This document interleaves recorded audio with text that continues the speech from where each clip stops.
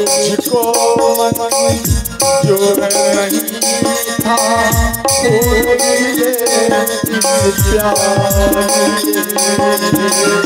जो तुझको मंजूर नहीं था फूल खिले इस प्यार के।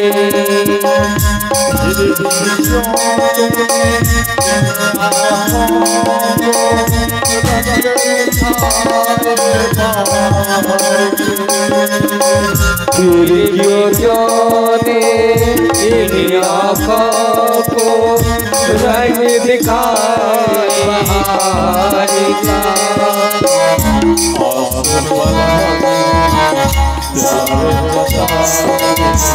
साथ बता के प्यार जता के ऊपर वाले ऊपर वाले ऊपर वाले ऊपर वाले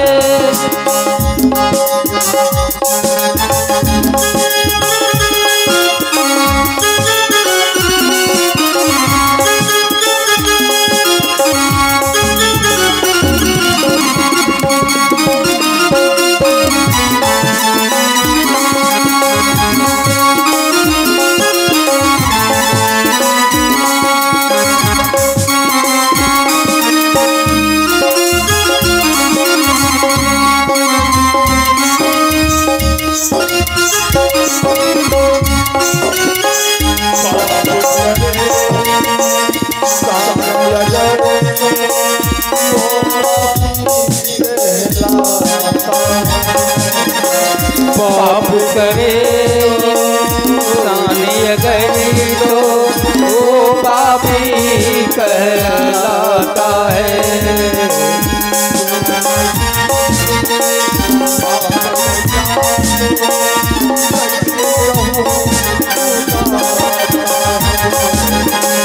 तूने भी तो पाप किया है कैसे कहूँ तू आता है।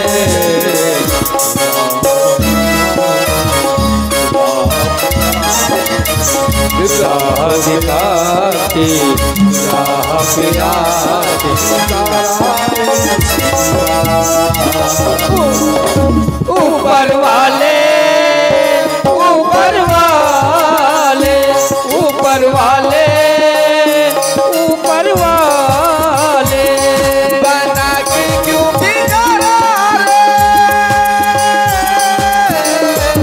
बना के क्यों बिगाड़ा रे बिगाड़ा रे जीवा। ऊपर वाले ऊपर वाले ऊपर वाले ऊपर वाले ऊपर वाले ऊपर वाले ऊपर वाले ऊपर वाले। कहते हैं हे माता आप हमें क्षमा करना। हम सबसे विधि बान का अभ्यास कर रहा था और आपका बेटा घड़ा में जल भर रहा था। कुछ चुगला का आवाज आया। हम सोचे कि शायद कोई खत जल पी रहा है। ये सोचकर हम बान में चला गया और वो बान आपके बेटा श्रवण कुमार के छाती में लग गया और उसका माँ श्रवण कुमार कहते कहते बेटा बेटा कहते हुए अचेत खाकर जमीन पर गिर गए। पिता भी रोने लगे और अचेत खाकर जमीन पे गिर गए। विलाप करने लगे बेटा मैंने तुझे कितना बार माना किया बेटा मत जा। और तू मेरे बात को काट कर चला गया बेटा। आज मुझे छोड़कर चला गया। मैं कैसे सीऊंगी बेटा। जिसका बेटा चला जाता है ना उस माँ को मालूम पड़ता है बेटा का क्या क्या। जिस जिसका बेटा चला गया, बेटी चली गई, उस माँ को पहाड़ के जैसा दुख होता है। और वो माँ होती है बेटा को याद करके, ध्यान देना, वो माँ कितना भी पीड़ित हो जाएगी परंतु अपने बेटा को नहीं भूल पाएगी। वो कभी नहीं मर जाएगी परंतु जीवित अवस्था में अपने बेटा को एक पल सोते समय भी कम से कम उस बेटा को एक बार अवश्य याद करते हैं, अवश्य याद करते हैं और रोते रहते हैं। एक डेली माँ अपने बेटा के याद में गिरा जाती है, बेटा तू मेरे कंधा लगाने के लिए आया था और मेरे इस कंधा को छोड़कर और तू चला गया बेटा। इस प्रकार से माँ फूट फूट कर रोती है और अंत में महाराज दशरथ जी को कह रहे हैं, माँ शर्मा, हे महाराज मेरा बेटा कहाँ है, आप हमें मेरे बेटे के पास ले चलिए।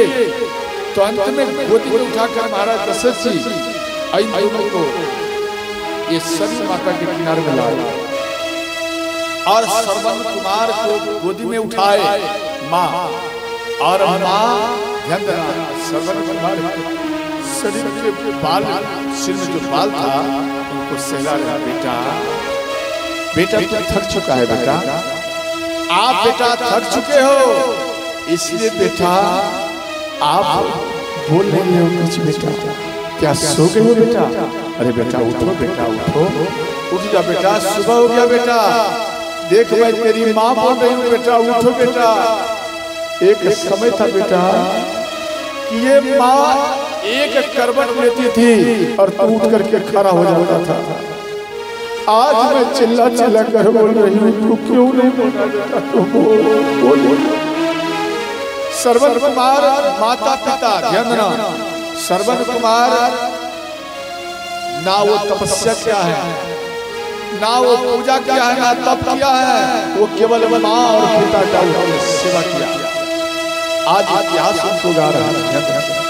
वो श्रवण कुमार, माँ जब करवट लेती थी और पिता भी करवट ले मानो सोते समय, तो श्रवण कुमार उठ करके खड़े हो जाते थे, कहीं मेरी माँ गिर ना जाए, मेरे पिता गिर जाए, मेरी माँ मेरे पिता को नेत्र नहीं है, और कहीं मेरे माँ मेरे पिता गिर जाएंगे तो मेरी माँ को मेरे पिता को चोट आ जाएगा।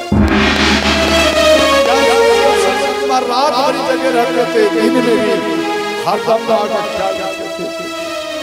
और बेटा आज मैं किल्ला किल्ला कर बोल रही हूँ, बेटा तू क्यों नहीं उठा? बेटा उठो, उठो बेटा उठो।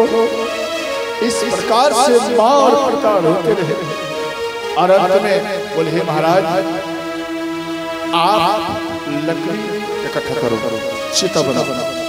तो उन चिता में ध्यान देना, चिता बनाया गया और अंधकमुनि और माँ शर्मा बैठ गए उन चिता के ऊपर। और महाराज दशरथ जी को बोले, हे महाराज आप मेरे बेटा को आप गोदी में लीजिए। तो श्री माँ शर्मा के बात को सुनकर महाराज दशरथ जी घबराते हुए श्रवण कुमार को उनके गोदी में ली और माँ अपने हाथ में मसाल को ली और अपने बेटा के मुख में अपना मुख में चुम्बन लगाया। माँ ध्यान देना, जब बेटा शरीर को त्याग देते ना, वो माँ को बचपन का याद बेटा कहा जाता है कि बेटा तेरे होठों में अपना होठ सटाकर और मैं तुझे बचपन में तुझे चुम्बन किया और आज बेटा तू मुझे छोड़कर जा रहा है। माँ अपने बेटा के मुख में अपना मुख में चुम्बन कर रही है और माँ हर अंग को चुम्बन किए और इसके बाद कहते हैं, बेटा आप मुझे छोड़कर जा रहे हैं। नहीं बेटा, आप जा रहे हो तो मैं भी आपके साथ में जा रही हूँ। और पिता ध्यान देना, पिता चरण में बैठा हुआ है, पिता चरण में बैठा हुआ है और पिता चरण में बेटा के चरण को दबा रही है और पिता कहते हैं कि बेटा आप इसी चरण से हमको तीर्थ कराया और आप हमको इसी चरण से चलकर हमको जल पिलाया बेटा। और ये तेरा चरण दुख रहा होगा बेटा, तेरा दुख रहा होगा। इसलिए बेटा आज मैं तेरे चरण को दबा रहा हूं। पिता इधर चरण दबा रहे हैं, अपने बेटा का चरण दबा रहे हैं और तल्लू तरवा इस तल्लू में चुमन ले रहे हैं। बेटा ये तेरा तल्लू, इसी तल्लू पे चलकर बेटा तुमने तीर्थ कराया है और ये तीर्थ, ये जो आपका तल्लू है बेटा ये भी दुख रहा होगा। उसमें चरण को दबाए और चुमन किए पिता। इस प्रकार से माँ पिता का वियोग रोता है। अंत में माँ शर्मा रोते हुए कहते हैं भगवान अगर हमारा दोबारा जन्म हो, मेरा बेटा अगर चाहिए तो श्रवण कुमार चाहिए, वरना मैं बाज होकर ही रह जाऊं तो अच्छा। इस प्रकार से माँ रोते हुए और अंत में बोले हे महाराज जिस प्रकार से आज मैं बेटा के वियोग में रो रही हूँ और उसी प्रकार से मेरा श्राप है कि श्रवण कुमार के जैसा ही भक्त वत्सल आपके आंगन में एक बालक आएगा और उस बालक में प्रेम आपका ज्यादा रहेगा और उसी बेटा के वियोग में आप तरफ तरफ कर प्राण को त्यागोगे। ये मेरा श्राप है। बात को सुनकर ध्यान देना, महाराज दशरथ जी थोड़ा खुश भी हुए और ज्यादा नाराज भी। तो श्रवण के महाराज दशरथ जी हाथ जोड़कर खड़े हो गए, बोले माँ आप शरीर को त्याग मत करिए। आपका बेटा श्रवण कुमार मानो मर चुका है तो आप मत घबराओ माँ। श्रवण कुमार के जगह पर आप हमें बेटा के रूप में आप स्वीकार करोगे और मैं आपका दिन रात सेवा करूंगा। तो माँ यहाँ कहती है बेटा मेरा एक था, वो है श्रवण कुमार और मेरे बेटा का जगह मेरे दिल में है, इस जगह में किसी और बेटा का जगह नहीं हो सकता। आप मेरा बेटा का स्थान नहीं ले सकोगे। अंत में राम राम करते हुए ध्यान देना और चिता में माँ शर्मा अग्नि संयोग की और माँ बेटा को चुम्बन करते हुए गोदी में लेते हुए तरफ तरफ कर माँ और पिता श्रोता जल कर और यही बात श्री महाराज दशरथ जी ध्यान देना। महाराज दशरथ जी कौशल्या माता को सुनाया और बोले देवी वही अंधकमणि का हमारे ऊपर में श्राप है, इसलिए आज मैं तड़प रहा हूं, अब हम नहीं बच पाऊंगा।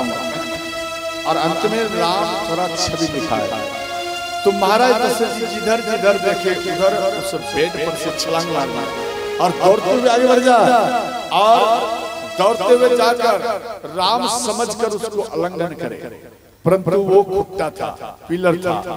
और इसके बाद जिस दरवाजे में से भगवान राम आते थे उस दरवाजे में साक्षात भगवान राम दर्शन दिए और जैसे ही दर्शन दिए प्रसन्न हो गए।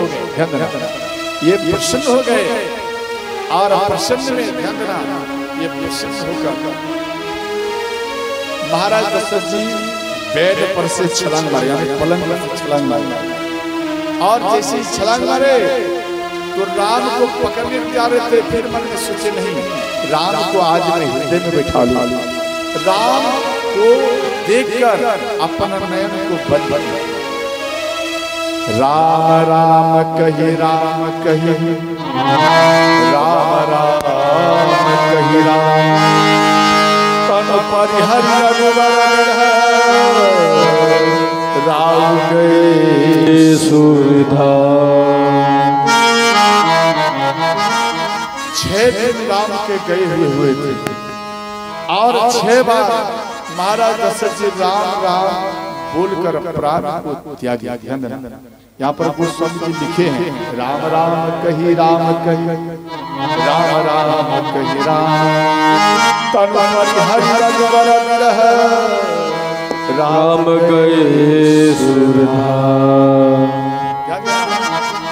तो अंत में महाराज दशरथ जी जब प्राण को त्याग दिए तो शरीर खड़ा है और जैसे एक डंडा को खड़ा करो और छोड़ दो वो गिर जाएगा। उसी प्रकार से महाराज दशरथ जी ध्यान से जमीन में गिर गए।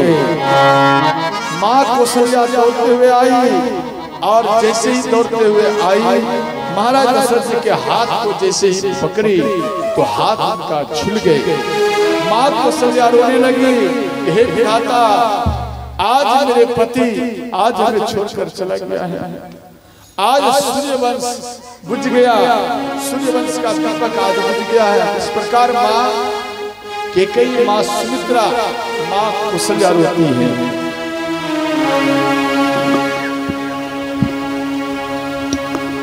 बना के क्यों बिगाड़ा रे, बना के क्यों बिगाड़ा रे, बिगाड़ा रे नसीबा ऊपर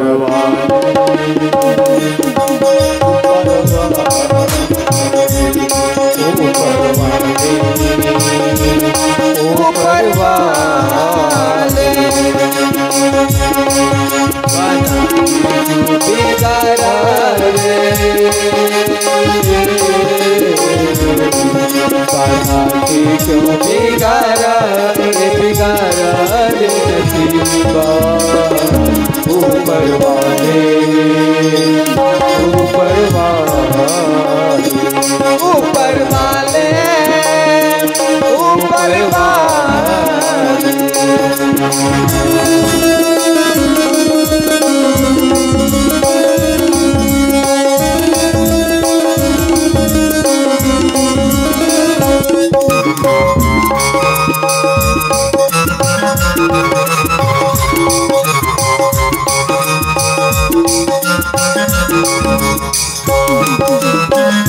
जो तुझको मंजूर नहीं था भूल गए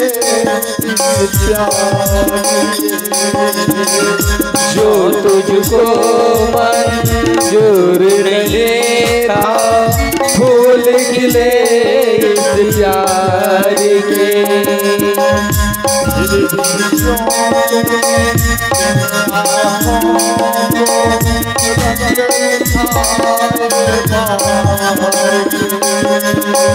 क्यों ने इन आँखों को रंग दिखाए बहार का।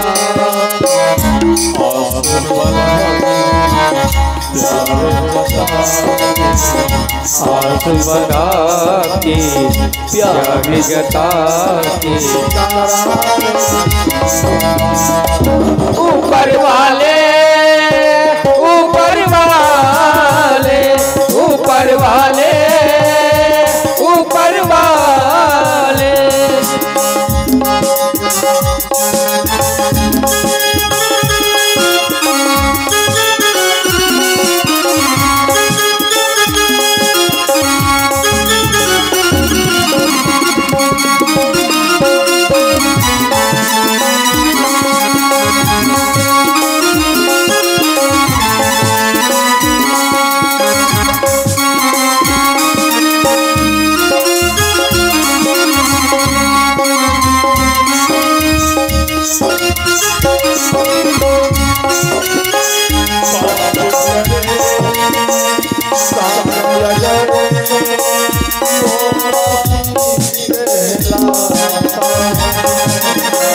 पाप करे सानिया गई तो वो पापी कहलाता है।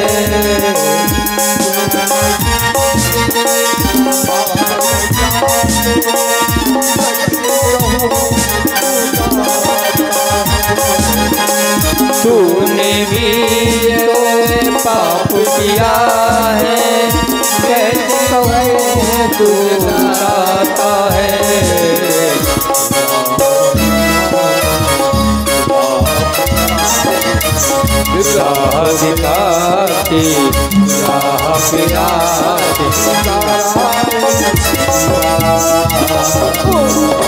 ऊपर वाले, ऊपर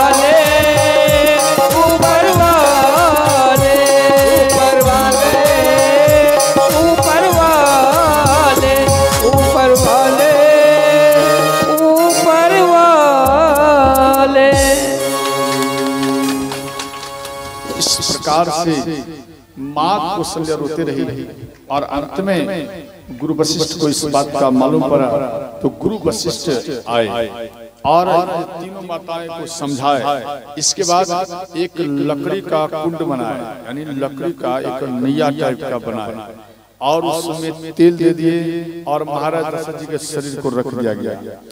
और क्योंकि ना तो भरत है और ना शत्रुघ्न है, ना राम ना लक्ष्मण है, तो घर में कोई नहीं है, तो जब तक ये सब आएगा नहीं तब तक इनका अग्नि संस्कार नहीं हो सकता। अंत में तेल के कुंड में महाराज दशरथ जी के शरीर को रखा गया। और ध्यान देना, इसके बाद गुरु विश्वामित्र 5 दूत को भेजे, सिद्धार्थ, विजय, जयंत, अशोक और नंदन, इन 5 दूत को भेजे। और ध्यान देना, श्री भरत और शत्रुघ्न जी को लेकर 7 दिन में वापस आए, अर्थात अयोध्या से काश्मीर को भेजे और काश्मीर से श्री भरत जी अयोध्या में प्रवेश कर गए। और जैसे अयोध्या में प्रवेश किए तो ध्यान देना, तो अयोध्या के जो नगर के माताएं थी, जो भरत जी को देख करके किवाड़ खोलकर भरत जी के सामने दौड़ जाती थी दर्शन करने, स्वागत करने, आज वो ध्यान देना, तो श्री भरत जी को देखकर नगर की माताएं मुख को छुपा लेती हैं और दरवाजा को बंद कर लेती हैं। तो भरत जी मन में सोचे, भाई क्या हो गया आज अयोध्या में, इतना उदास क्यों है, सन्नाटा क्यों छाया हुआ है। तो शत्रुघ्न को बोले कि भैया लग रहा है अयोध्या में कुछ हो गया है, क्यों जो नगरवासी, जो नगर के माताएं हमारे पास दौड़ कर आती थी भागते हुए, वो माताएं आज किवाड़ बंद कर लिया है, क्या बात है। तो अंत में इतने में महल के पास में आया और इधर माँ कैकेयी को मालूम पड़े, तो माँ कैकेयी, ध्यान देना, माँ कैकेयी प्रसन्न होकर आरती के थाल को सजाए और दौड़ते हुए महल से बाहर में आकर भरत जी के हाथ को पकड़कर अपने महल में माँ कैकेयी भरत को लाए।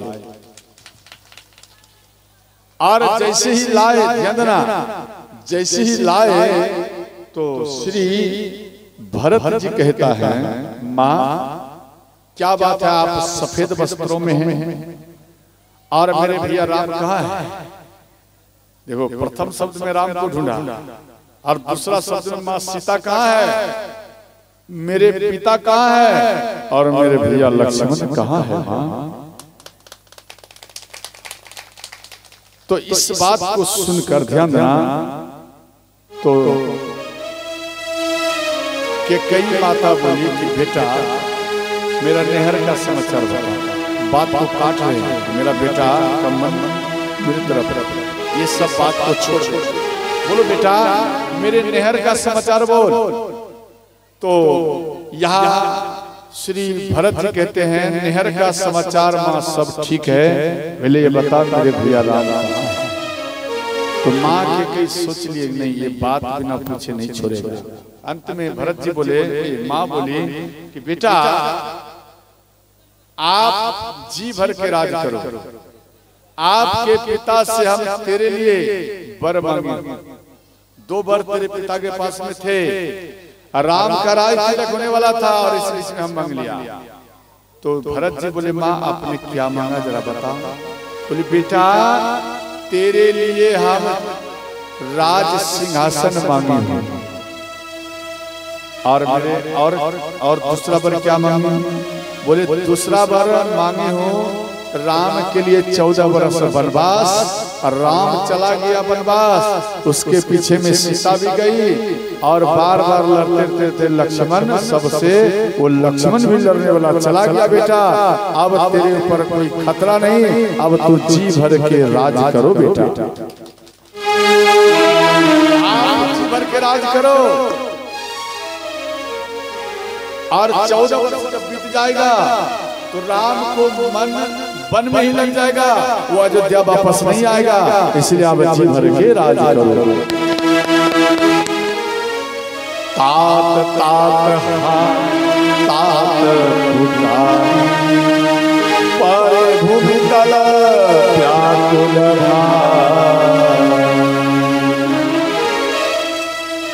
भैया कह करके श्री भरत जी भूमि में पछाड़ खा कर गिर गए। इतने में मंथरा उधर से सुंदर वस्त्र पहनकर, ध्यान देना, इधर श्री भरत जी के मुख में जल छीटे, भरत जी होश में आए और सुंदर वस्त्र पहनकर मंथरा और आभूषण गले में, नाक में, सिर में और चरण में कैसा होना चाहिए, बाजूबंद कैसा होना चाहिए, सब सुंदर वस्त्र पहनकर और छमछम करते हुए आ रहे थे। भरत जी देख लिया ये शत्रुघ्न जी, और शत्रुघ्न जी कहते हैं भैया इसमें हमारे परिवार का कोई दोष नहीं है, इसमें मेरे घर को बिगाड़ने वाली ये मंथरा है, यही मेरे घर को बिगाड़ दिया और मेरे भैया इसी के कारण बन चला गया है, इसलिए हम आज मंथरा को जीवित नहीं छोड़ूंगा। श्री शत्रुघ्न जी दौड़ते हुए गए और उसके केस को पकड़ कर, ध्यान देना, उसके पीठ में कुबर थे, समझिए कुबर, उसके कुबर में, ध्यान देना, भरत जी कसकर एक लात मारे और मंथरा ध्यान से जमीन में गिर गए और उसके मुख में रक्त बहने लगे। तो श्री भरत जी को दया लगी, भरत दया निधि तो ये भरत जी राम के जैसे स्वभाव के और भरत जी को दया लगे और दौड़ते हुए गए और मंथरा को मारने से बचाया। भरत शत्रुघ्न जी को रोक दिए, बोले भैया इसमें मंथरा का दोष नहीं है, इसमें अपना परिवार का दोष है। ध्यान देना, भरत जी कहते हैं कि भैया आप 10 हंडी को रखिए, ध्यान देना परिवार की बात बोल रहा हूं, आप 10 हंडा 20 हंडा इस बीच में रख दीजिए, एल्युमिनियम वाला, ध्यान देना आप रख लीजिए और सुबह से शाम तक बगल में आप बैठे रहिए और शाम से रात तक बैठे रहिए, फिर रात के बाद फिर सुबह होगा, सुबह से फिर शाम तक बैठिए, क्या वो हंडा आपस में आवाज करेगा? बताओ जल्दी से। आप 20 हंडा समझते, ये एल्युमिनियम वाला, उस हंडा को 20 पीस रख दीजिए सटा और सुबह से शाम तक बैठे रहिए, तो क्या वो हंडा आवाज करेगा? बोलो ना हाँ या नहीं? वो आवाज नहीं करेगा। जब आप उस जगह से खिसक जाएंगे इधर उधर, ध्यान देना, तो रोड में चलने फिरने वाला व्यक्ति देखेगा हंडा, अरे ये हंडा तो बड़ा सुंदर लग रहा है, जरा मैं इस हंडा का मैं आवाज तो जरा सुन लो, ध्यान देना। तो वो चलता फिरता व्यक्ति एक कंकर उठाएगा रोड से, ध्यान देना, चलता फिरता वो व्यक्ति एक कंकर रोड़ी उठाएगा, इधर उधर देखेगा कोई है तो नहीं रखने वाला, जब देखेगा कोई नहीं है तो वो रोड़ी को हंडा के बीच में फेंक देगा और वो सब हंडा आपस में हर करने लगेगा, सब ढनढन करेगा, आवाज करेगा। उसी प्रकार से एक परिवार होता है। आपका मानो 10 परिवार है, 10 परिवार में आपका प्रेम है और आपके प्रेम को तोड़ने के लिए कोई पड़ोसी या दूसरा व्यक्ति देखेगा, मन में सोचेगा भाई कभी इस परिवार का हम आवाज नहीं सुना, ये कैसा लगता है, कुछ ऐसा बात, ध्यान देना, कुछ ऐसा बात उस बीच में छोड़ देगा जैसे आपके मन में भावो है और भावों के कान में वो आकर बोल देगी, अरे तेरा जो भैंसुर है ना, तेरी माँ के लिए तेरे पिता के बारे में बड़ा खराब शब्द गालियां दे रहे थे, तुमको क्रोध आएगा या नहीं आएगा? बोलो, क्रोध आएगा ना? तो ध्यान देना, उस टाइम में क्रोध नहीं करना चाहिए, उसी जगह संयम करने का आप काम करो, सावधान रहिए उसी टाइम में। मानो कोई बात आ जाए तो सावधान रहिए।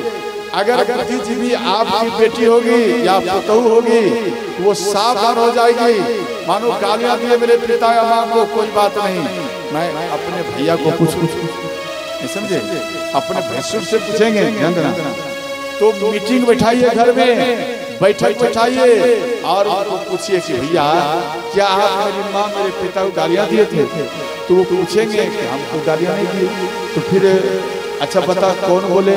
तो फलाना व्यक्ति का छुपाओ मत, उनका नाम बोलो। जैसे ही आप ऐसा भाव रखेंगे बोल देंगे। याद रखना, अगर आप अपने अंदर में ऐसा भाव रखेंगे विचार रखेंगे और बोल देंगे फलाना व्यक्ति हमको कठोर वचन आपके बारे में बोल दिया है, तो ध्यान देना, तो वो चोर पकड़ा जाएगा, उसको दंड दिया जाएगा। अगर आप मन में बैठा के रखेंगे, छुपा के रखेंगे और आप घुट घुट कर रोते रहेंगे, तो वो चोर बार बार फायदा उठाएगा और आप सब परिवार आपस में बार बार लड़ते रहोगे। आप समझ गया? इसलिए किसी प्रकार का समस्या आवे या किसी प्रकार का कोई बात आवे, आप आपस में मीटिंग करिए, इसके बाद आप कोई स्टेप लीजिए तो अच्छा होगा और आपके परिवार में कोई दूसरा व्यक्ति फायदा नहीं उठा पाएगा। बात समझ गया? यहाँ भरत जी को कह रहे हैं, भरत जी कह रहे हैं शत्रुघ्न को, भैया इसमें मंथरा क्या दोष? मंथरा का कोई दोष नहीं है, इसमें दोष तो मेरे परिवार का है। मानो ये कुछ गलती बोल दिया है वो ठीक है, परंतु गलती जो बोल दिया सुनने वाले के अंदर में होना चाहिए कि ये गलती किस प्रकार से बोल रही है, तो मेरे परिवार के अंदर में होना चाहिए। तो अंत में इसका कोई दोष नहीं, छोड़ दो। माँ कौशल्या के पास में माँ माँ कहते हुए भरत जी आ रहे हैं। माँ कौशल्या उठ करके खड़ी हुई और 7 दिन से, ध्यान देना, 7 दिन से 8 दिन से माँ कौशल्या भूखी प्यासी थी। इसलिए जैसे ही भरत जी माँ माँ कहते हुए आ रहे थे तो माँ कौशल्या सोची कि राम आ रहे हैं। क्यों? राम और भरत के एक जैसा आवाज, एक जैसा उसका रूप भी था। तो श्री भरत जी का आवाज सुनकर माँ कौशल्या उठ करके खड़ी हुई और शरीर में चक्कर आया और ध्यान से जमीन में गिर गई। और जैसे ही गिर गई तो दौड़ते हुए भरत जी गए और माँ के सिर को अपने गोदी में ले जल छीटे। उसके बाद बोले, माँ मेरे भैया राम कहाँ है और मेरे पिता कहाँ है, मेरी माँ सीता कहाँ है, मेरे भैया लक्ष्मण कहाँ है? बोले, बेटा अनर्थ हो गया, ये अनर्थ हम केवल देखता रहा और बेटा हम कुछ नहीं कर पाया। तो अंत में पिता के पास आए, पिता के हाथ को, पिता के सिर को, पिता के चरण को छूकर श्री भरत जी रात भरी पिता पिता कहकर रोते रहे। इसके बाद वामदेव वशिष्ठ आए और वामदेव वशिष्ठ श्री भरत जी को समझाए कि देखो आप पुत्र हो, पुत्र का कर्तव्य है, जो पिता आपको कांधे पर लेकर बाजार घुमाया, घर घुमाया, आंगन घुमाया, मेला घुमाया, और उस बेटा का भी कर्तव्य होता है कि पिता जब मर जाए तो उसके अर्थी को कांधे पर लेकर और शमशान घाट पर लेकर जाना चाहिए। एक पुत्र का कर्तव्य होता है, इसलिए आप अपने पिता का अग्नि संस्कार करें। तो ध्यान रहा, तो अंत में एक विमान बनाया गया, उस विमान में महाराज दशरथ जी को रखा गया और लेकर जा रहा है। ध्यान देना, जब लेकर जा रहे थे तो नगरवासी सब महाराज दशरथ जी को देख करके रोने लगे। जी देखो, आज मेरे महाराज जी, हम समाज में किसी को किसी प्रकार का कष्ट हो जाता था और वो महाराज दौड़ते हुए आते थे और मेरे पास में और मेरे दुख को वो सुनते थे और वह भी सुनकर दुखी हो जाते थे। ऐसे महाराज अब कहाँ मिलेगा? अब ये महाराज हमें छोड़कर जा रहे हैं। सब नगरवासी सब रोते हैं।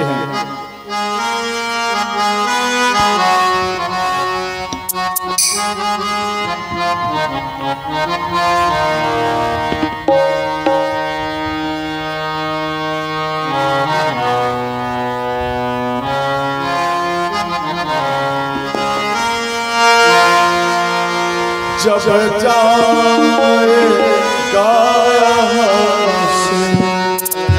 कुछ भी साथ होगा, 2 गज कफन का टुकड़ा तेरा लिबास होगा, 2 गज कफन का टुकड़ा तेरा लिबास होगा।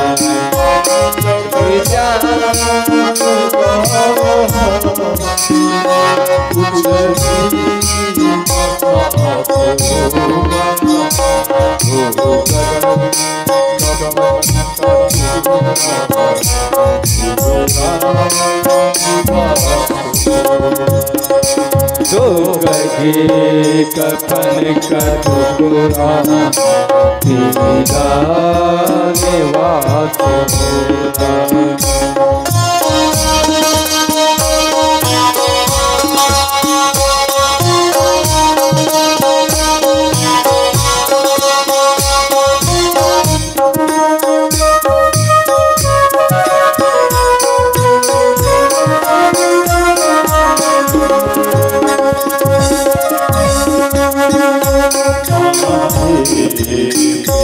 हर जाए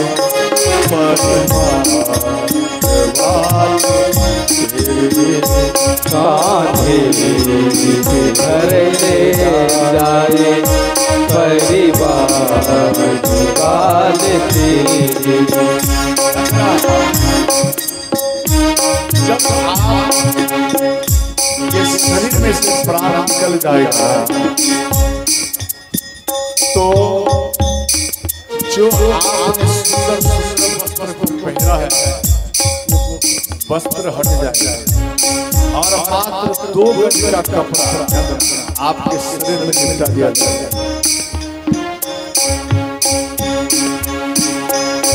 और आपके जो परिवार है वो आपको कांधे पर लेकर जाएगा।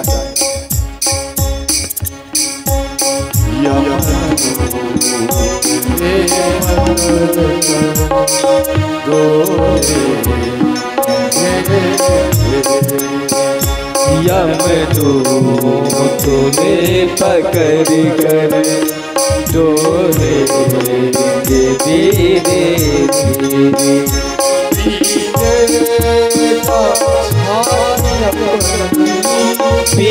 पीटेगा छाती अपने। कौन सा पिता है मानो जिसका बेटा चला गया या जिसका मानो माँ चली गई बेटा कब रोके बेटा कब रोएगा और बेटी ज्यादा रोती है क्यों? आज मेरे पिता से मेरी माँ थी तो मेरा ये नहरा और आज मेरी माँ मेरे पिता आज मुझे छोड़कर जा रहे। माँ आपके चले जाने के बाद ना जाने लोग पूछेगा या नहीं पूछेगा। जब तक माँ है आप माँ जैसी भी स्थिति में है फिर भी समझ लेना आपका नहरा जिंदाबाद। अगर माँ चली गई तो मेरे में पावर घट जाता है उस बेटी के लिए। इसलिए वो बेटी माँ के याद तो कर कर वो बेटी बार बार वो रोती है।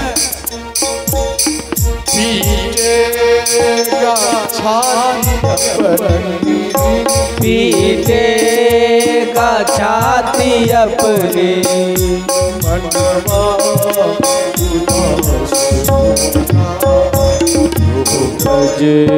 कपन का 2 गज कपन का टुकड़ा तेरा।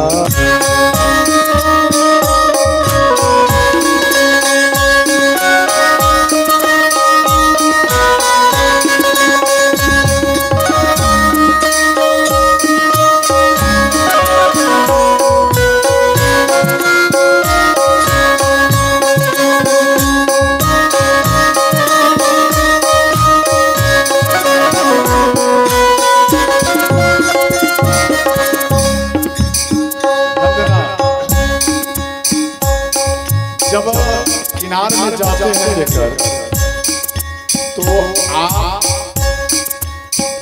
उनके शरीर को लकड़ी में इकट्ठा करते हैं तो कहाँ में लकड़ी मोटा लगेगा और कहाँ पतला लगेगा। इस प्रकार से आप सोच करके लकड़ी को रखते हैं।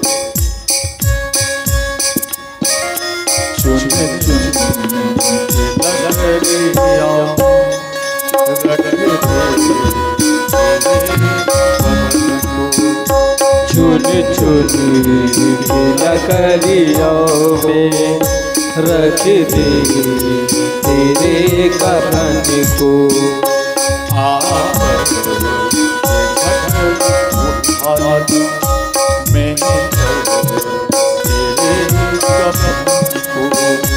आकर घटे उठा ले मैं तेरे कफन को। कटिहारी जो जाता बराती में अंतिम बराती, तो उनको जाने के बाद कटिहार हाट में जाने पर उस बराती का कर्तव्य है कि एक लकड़ी उनके शरीर पर रखो। समझ गए? मानो आप गए और एक भी लकड़ी शरीर पर नहीं रखे, याद रखना। कई व्यक्ति सोचते हैं अगर रखूंगा ना हम अपवित्र हो जाऊंगा, मेरा शरीर छूटा जाएगा, हमें केस को बनना पड़ेगा और हमको कई नियम करना पड़ेगा। ध्यान देना, आप जब तक ध्यान देना उनके ऊपर में लकड़ी नहीं डाला तब तक आपके ऊपर में नियम रहेगा। और अगर एक लकड़ी याद करके ध्यान देना, प्रेम का याद करके एक गिरा कर अगर उस भाई या मित्र या चाचा या पिता समझकर ध्यान देना अगर लकड़ी को रख दोगे तो याद रखना जो व्यक्ति जा रहा है उसका ही अभिषेक हो जाता है। हर धर्म का अभिषेक हो गया, आपके संकट को आपके कष्ट को वो हरण करते हुए वो अपने साथ लेकर चले जाएंगे। ध्यान देना, आपको निर्मल बनाकर चले जाएंगे और आप निर्मल हो जाओगे। इसलिए एक लकड़ी रखा करो। जो व्यक्ति नहीं रखा समझ लो वो जिंदगी भरी वो अपवित्र है। और जो लकड़ी को रख दिया, शरीर को स्पर्श कर लकड़ी को रख दिया, याद रखना वो सदा सदा के ही वो पवित्र ही हो गए। वो पवित्र आत्मा है, पवित्र शरीर है, सब लोग उसको प्रणाम करते हैं। ध्यान रखना, जिस प्रकार से मंदिर में व्यक्ति प्रणाम कर सिर झुका कर जाते हैं उस प्रकार से अपने जाते हुए व्यक्ति हाथ जोड़कर उनको बार बार प्रणाम करते हैं। ध्यान रखना, तो कभी भी चाहे इस कार में जाओ या चाहे जैसे जाओ, आप गाड़ी में उतर कर दौड़ कर जाइए, एक लकड़ी कंधा में स्पर्श कर आपका कल्याण ही कल्याण हो जाएगा।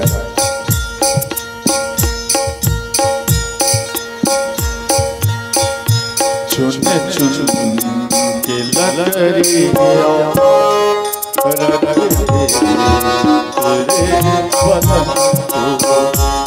चुन चुन की लकड़ियों में रख दे तेरे कफन को।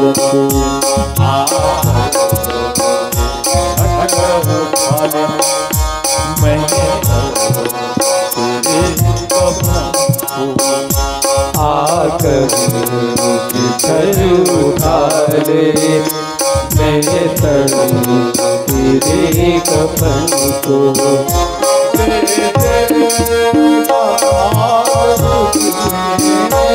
दे देगा याद तुझे बेटा।